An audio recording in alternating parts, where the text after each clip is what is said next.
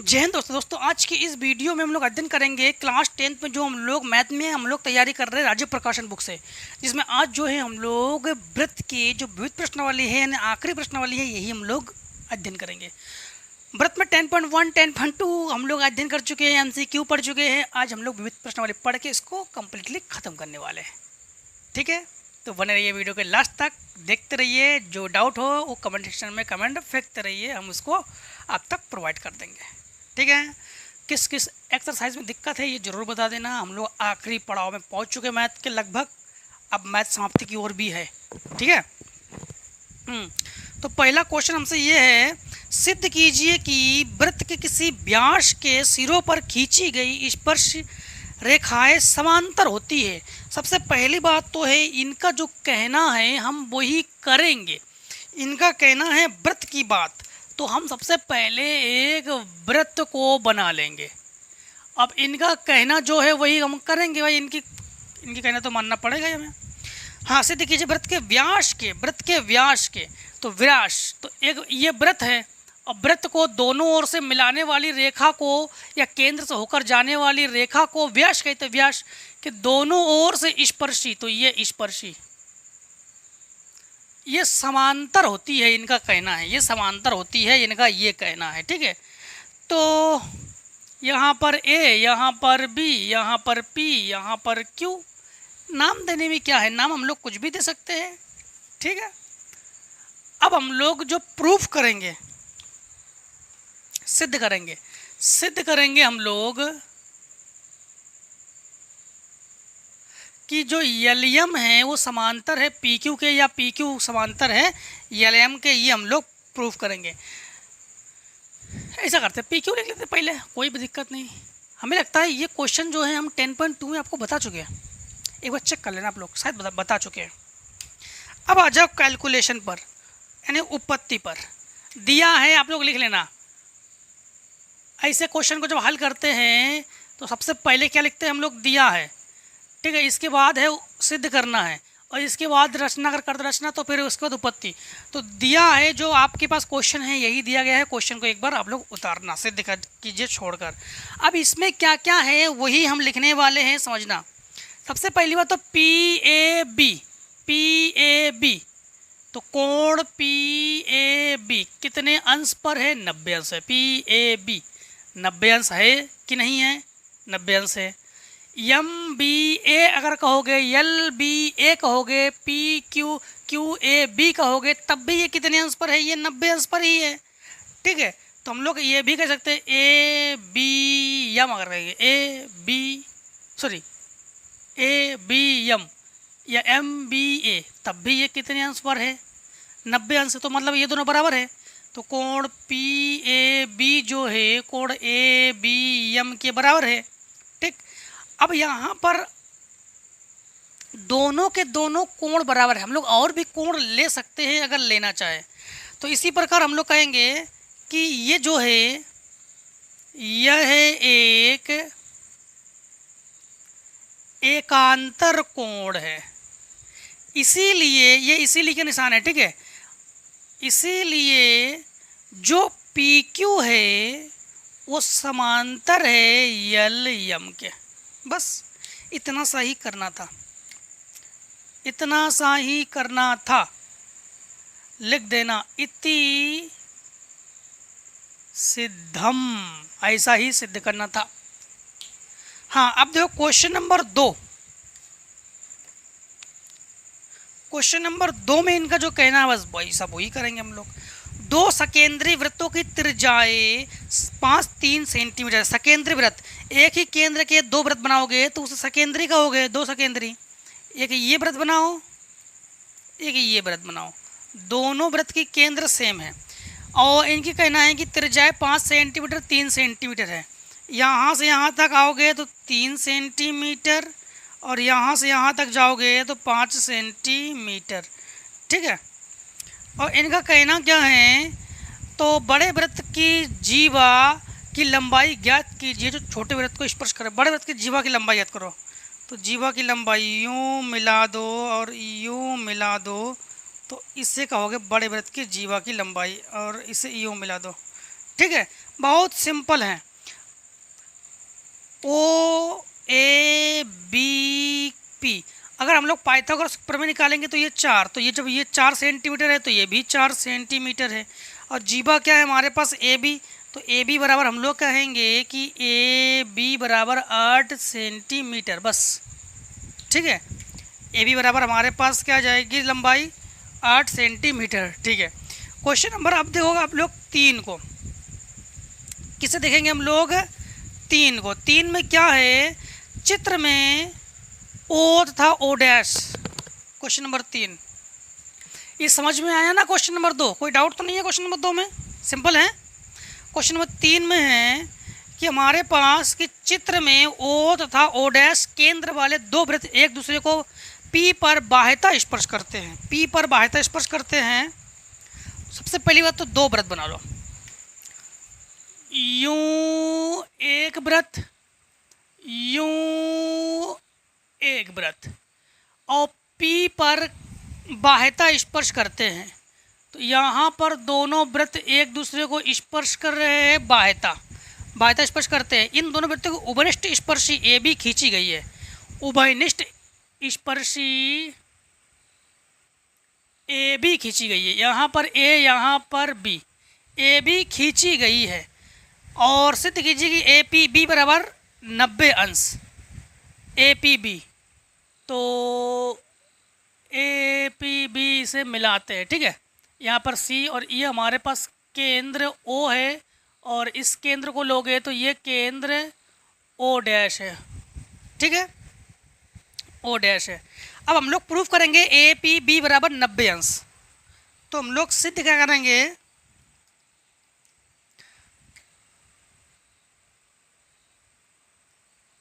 सिद्ध करना है कोण ए पी बी बराबर 90 अंश। ठीक है, और जैसे इसमें सिद्ध करना था, मैं इसमें भी तो सिद्ध करना था, और इसी प्रकार इसमें भी सिद्ध करना है ए पी बी बराबर 90 अंश। अब इन्होंने जो जो दिया है बस वही हम लोग करते जाएंगे। काम करते हैं, बशर्ते इनको यहाँ से मिला देते हैं, इनको यहाँ से मिला देते हैं। रचना आप लोग लिखना चाहो लिख सकते हो, रचना हमने किया यहाँ पर। सबसे पहले लिखते हैं हम लोग दिया है आप लोग जो आपके पास बुक में है ना क्वेश्चन, उसमें जो दिया है वो लिख लेना, दिया है। रचना हमने क्या किया कि P को A तथा B से मिलाया, P को A और B से मिलाया। ठीक है, P को C से भी मिलाया, P को C से मिलाया या C तक बढ़ाया। ठीक है, ये भी किया था हमने। अब आता है उपपत्ति। उपपत्ति का मतलब होता है गणना करना, हल करना, आप लोग सिद्ध करना। मतलब हम लोग इसको सिद्ध करेंगे उपपत्ति। बस कुछ कंडीशन है, पहले दिया है, फिर सिद्ध करना, फिर रचना, फिर उपपत्ति। उपपत्ति में इसको काम खलास कर दो एकदम सिद्ध करके। सबसे पहली बात तो उपपत्ति में हमारे पास क्या क्या दिया गया है। हम लोग लेते हैं त्रिभुज ए पी सी में, त्रिभुज ए पी सी में, ए पी सी में देखो जरा कौन किसके बराबर है। जो सी पी ए वो सी ए के बराबर है, जो सी पी ए वो सी ए के बराबर है। अब त्रिभुज अगर आप लोग लेना चाहो ले सकते हो, बी पी सी त्रिभुज अगर लेना चाहो तो ले सकते हो आप लोग। त्रिभुज बी पी सी में, बी पी सी में देखो, बी पी सी में इस प्रकार से ए पी में देखो सी पी और सी ए बराबर है, तो सी बी और सी पी बराबर है। तो सी बी यानी सी पी जो है ये बराबर है सी बी के। तो इसी प्रकार हम लोग कहेंगे कि दोनों सी पी के माने तो ये दोनों बराबर है, तो जो सी ए है वो सी बी के बराबर हुआ। आई होप इतने में कोई दिक्कत नहीं आप लोगों को। ठीक, इतने में कोई भी दिक्कत नहीं होनी चाहिए। अब आ जाओ, अगर हम लोग बात करें कि त्रिभुज ए पी सी एक समद्विबाहु त्रिभुज है, बी पी सी भी एक समद्विबाहु त्रिभुज है, तथा त्रिभुज बी पी सी समद्विबाहु त्रिभुज है। समद्विबाहु त्रिभुज किसे कहते हैं? जिसकी दो भुजाएं बराबर हो, दो कोण बराबर, उसे समद्विबाहु त्रिभुज कहते हैं ना। तो इसके समद्विबाहु त्रिभुज इसलिए दो कोण बराबर, दो भुजा बराबर है, इसीलिए दोनों के दोनों हमारे पास क्या है? समद्विबाहु त्रिभुज है। तो हम लोग इसी प्रकार इसमें कहेंगे कि जो PAC है, कोण PAC है, कोण APC के बराबर है क्या? PAC APC के बराबर है, बिल्कुल सही बात है। इधर आ जाओ, PAC के बाद PAC ले लेते ना, तो PBC, कोण PBC बराबर, समझना, PAC APC के बराबर हुआ, तो PBC BPC के बराबर होगा, तो BPC के बराबर होगा। ये तो हमने कोण बराबर ले लिए हमने, ठीक है। CBP CBP CBP BPC, या हम लोग कह सकते हैं यहाँ पर CPB CBP CPB या CBP, ठीक है। कोण CPB के बराबर है अगर जरूरत पड़े इसके लिए। अब हम लोग जानते हैं कि त्रिभुज में तीनों कोणों का योग होता है 180, क्योंकि हमें 90 अंश प्रूफ करना है ना। त्रिभुज में तीनों कोणों का योग क्या होता है? 180। हम लोग दो त्रिभुज है, एक हमारे पास APC है और एक BPC है, दोनों त्रिभुज में लेके हम लोग हल करेंगे। तो APB पहले ले लो, त्रिभुज ABP पहले क्या लेंगे? APB प्रूफ करना तो इसे ले लो, APB प्लस APB के बाद हम लोग APC ले सकते हैं, APC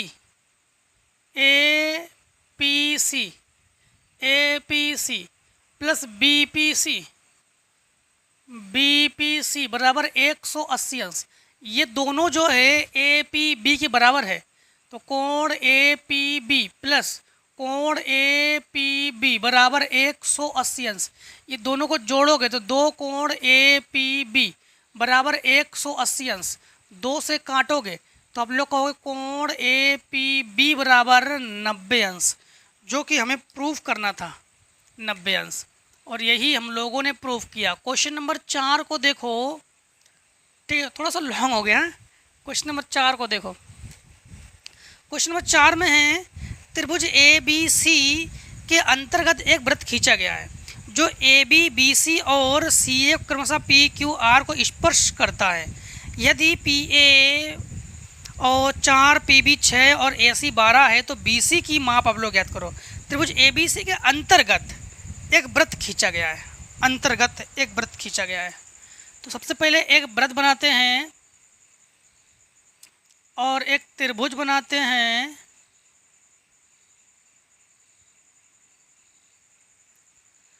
एक त्रिभुज बनाते हैं यूं, ठीक। इसके बाद इनका कहना है कि त्रिभुज खींचा गया है AB, BC और CO क्रमशः PQR। तो AB को P,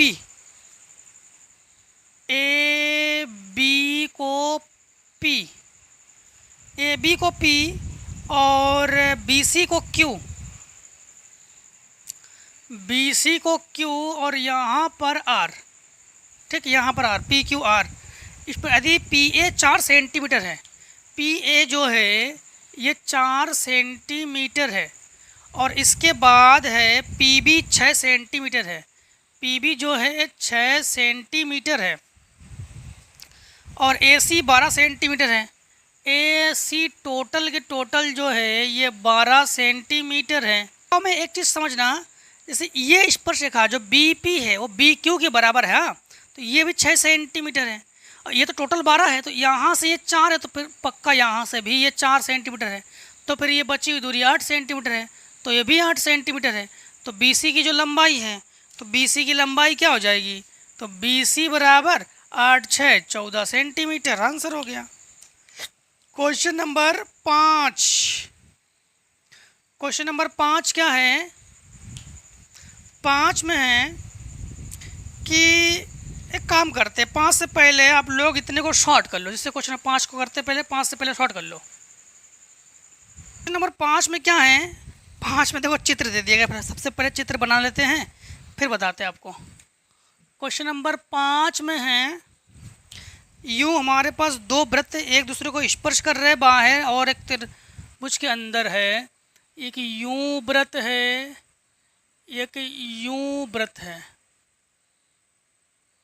ठीक, यूँ स्पर्शी है, यूँ स्पर्शी है, ठीक है। और ओ डैश, केंद्र ओ डैश, पीडीसी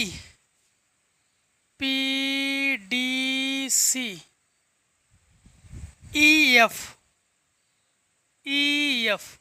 इनका कहना है कि सिद्ध कीजिए कि सीडी दिया है, आप लोग बुक से देख के लिख लेना, ठीक है। सबसे पहली बात तो हम लोग लिखेंगे सिद्ध करना है, सिद्ध करना है हमें सी डी बराबर ई एफ। अब हम लोग आ जाते हैं उपपत्ति पर, रचना तो करेंगे नहीं, उपपत्ति पर आते हैं, ठीक है। उपपत्ति पर समझना आप लोग कि सबसे पहले जो हमारे पास इन्होंने दे दिया कि चित्र में दो वृत्तों के उपनिष्ठ स्पर्शक है पी डी सी और पी ई एफ है, और सिद्ध कीजिए पी डी सी और पी ई एफ है। तो अगर हम लोग पी सी की बात करें तो पी सी किसके बराबर है, पी एफ के बराबर है। पी सी जो है किसके बराबर है, पी एफ के। इसी प्रकार जो पी डी की बात करें तो पी डी किसके बराबर है, पी ई के बराबर है। पी ई के बराबर है कि नहीं है। इसी प्रकार अगर हम लोग देखें कि पी सी जो है पी एफ के बराबर है, पी डी जो है पी ई के बराबर, तो निश्चित है कि पी ई एफ जो है वो हमारे पास सी डी के बराबर है। ई एफ जो है किसके बराबर है, सी डी के बराबर है। तो हम लोग या ऐसे कह सकते हैं इसे, जैसे पी सी लेते हैं, ठीक है, पी सी, तो पी सी जो है किसके बराबर है, पी एफ के बराबर है। पी सी किस से मिलकर बना है, बहुत सिंपल तरीके से बताते हैं, एकदम सिंपल तरीके से बताते हैं। आप लोगों को कोई भी हेजिटेशन दिक्कत लेने की कोई बात नहीं है। इसे मान लो समीकरण 1 और इसे मान लो समीकरण 2, ठीक। समीकरण 1 और समीकरण 2 हम लोग कहेंगे समीकरण 1 व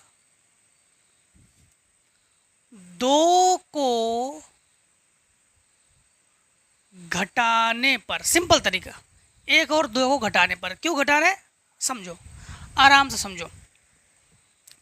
P C minus P D, P F minus P ई।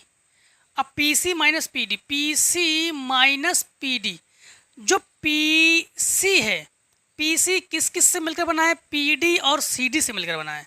तो P D plus C D और माइनस पी डी बराबर पी एफ किस से मिलकर बना है, P E plus E F और minus P E plus P E cancel और ये कैंसिल, तो सी डी बराबर ई एफ है ना। सिंपल तरीके से कर दिया आपको। क्वेश्चन नंबर 6 में क्या है, क्वेश्चन नंबर 6 में है चित्र में। चलो सबसे पहले चित्र बनाते हैं, चित्र को ऊपर बनाते हैं, हल नीचे करेंगे, ठीक है। चित्र हमारे पास यूं है, एक वृत्त है, इस प्रकार से वृत्त है, और एक स्पर्शी यूं गई है, यूं यूं, यहाँ पर P, यहाँ पर E, यहाँ पर C, और यहाँ पर O, यहाँ पर A, यहाँ पर 120 अंश, ठीक, 120 अंश। क्वेश्चन नंबर 6 में अब इनका कहना है कि हमें सी बी ए की माप ज्ञात करो, सी बी ए की माप ज्ञात करो। तो हम लोग ज्ञात करेंगे सी बी ए की माप हम लोग ज्ञात करेंगे। यही तो है, एक बार recheck recheck recheck. C B A ठीक है। अब यहाँ पर देखते हैं सी बी ए भाई साहब कहाँ पर है। C B B B B B B अच्छा ये बी है, यहाँ पर ई नहीं है, यहाँ पर बी है। सी बी ए यहाँ का मान हम लोग ज्ञात करेंगे। अब ये स्पर्शी पर रेखा है, ठीक है। तो यहाँ का मान यहाँ से यहाँ तक जो है हमारे पास 120 है, ये मान ज्ञात करेंगे। तो हम लोग कहेंगे कोण सी बी ए, ठीक, कोण सी बी ए 180 माइनस हमारे पास 120 अंश। तो हम लोग कहेंगे कोण सी बी ए बराबर मात्र 60 अंश, ठीक। एक ही रेखा पर है ना, ये सब एक रेखा पर है। जो एक ही रेखा पर कोण हो वो कोण होता है 180 अंश का, इसलिए 180 अंश से हमने 20 को घटा दिया 120 को। क्वेश्चन नंबर 7 क्वेश्चन नंबर 7 में है कि हमारे पास ए बी सी डी का केंद्र ओ है। वृत्त ए बी सी डी का केंद्र ओ है। वृत्त की दो जीवाएं ए बी और सी डी वृत्त के बाहर बिंदु पी पर काटती है। सिद्ध कीजिए कि पी ए बराबर पी डी। तो समझना, सबसे पहली बात तो है वृत्त ए बी सी डी का केंद्र ओ है। एक वृत्त बना लो, इस वृत्त का केंद्र ओ है। इसके बाद इनका कहना है कि वृत्त की दो बराबर जीवाएं ए बी और सी डी वृत्त के बाहर बिंदु पी पर काटती है। दो जीवाएं है, दो जीवाएं है, एक जीवा और दो जीवा, ठीक। या ऐसे कर लो, यूं ये जीवा ही तो है और यूं ये जीवा है। अगर हम लोग कहेंगे ए नहीं, ए बी भी तो बनाना है, यू बनाएंगे। यहाँ पर ए, यहाँ पर बी, यहाँ पर सी, यहाँ पर डी और यहाँ पर पी, ठीक है।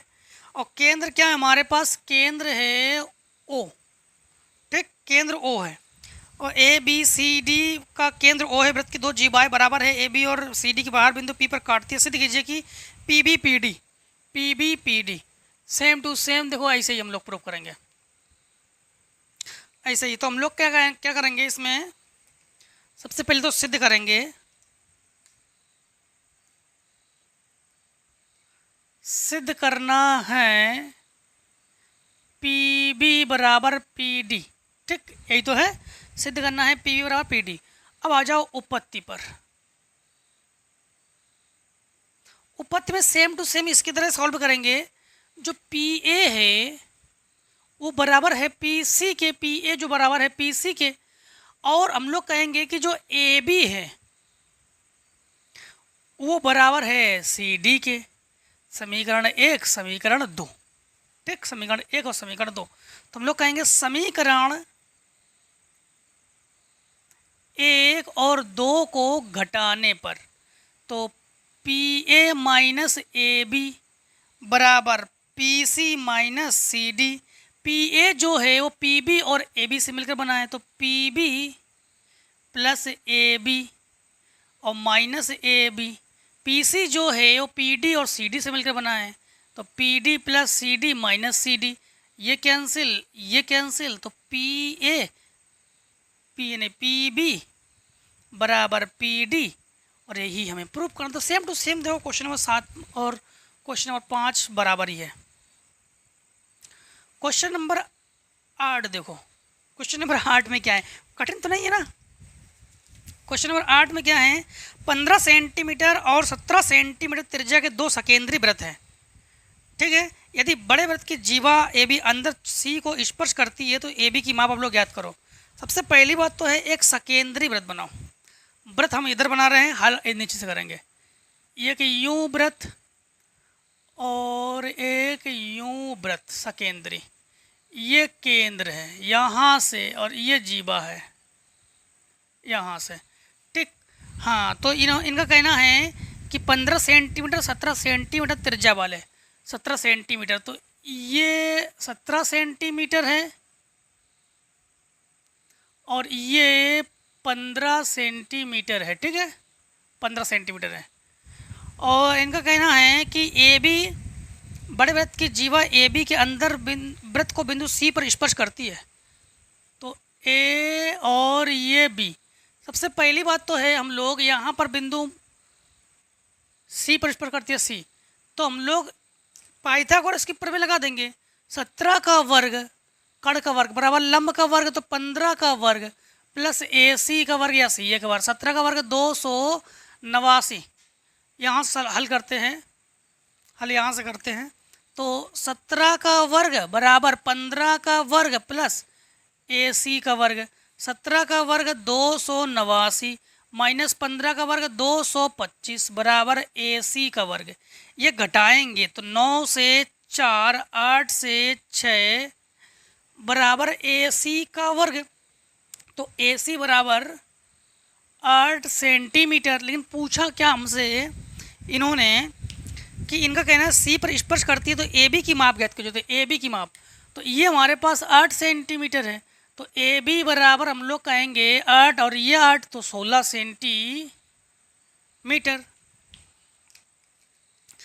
क्या है हमारे पास 16 centimetre. Question number 9, question number 9 को देखो। अब इसमें देखो आपके इस बुक में, जो हमारे पास बुक है ना, इसमें टोटल 10 क्वेश्चन है। अगर आपके बुक में और भी क्वेश्चन हैं ज़रूर कमेंट सेक्शन में कमेंट करिएगा, उसको हम प्रोवाइड करने की पूरी कोशिश करेंगे जिस प्रकार से हो, ठीक है। वो हमारी हेडक है, आपकी हेडक नहीं है।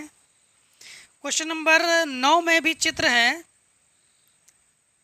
यूं ये स्पर्श रेखा है, यूं ए पी बी और केंद्र पर यूं और यूं मिला देंगे। ये ओ है, ये क्यू है, यहाँ का कोण जो है 60 अंश है। तो इनका कहना है कि केंद्र पर यानी जीवा ए पी स्पर्श करे जीवा पी क्यू पर केंद्र ओ आंतरित करती है कि आंतरित कोण की माप अब लोग ज्ञात करो। आंतरित कोण की माप ज्ञात करो मतलब आप लोग जो है बहुत सिंपल है, कई बार बताया हमने, पी ओ क्यू ज्ञात करोगे तो पी ओ क्यू जो है परिधि का कोण, जब केंद्र कोण ज्ञात करते हैं तो दुगना कर देते हैं, तो 2 × 60, तो पी ओ क्यू बराबर 120 अंश। बस अगर केंद्र का कोण दे दिया जाए, परिधि का कोण ज्ञात करोगे तो आधा करोगे, और परिधि का कोण दे दिया जाए, केंद्र का कोण ज्ञात करोगे तो दुगना करोगे। क्वेश्चन नंबर 10, बस आखिरी 10 नंबर है हमारे पास। फिगर गिवन है तो सबसे पहले इसे ही बना लेते हैं।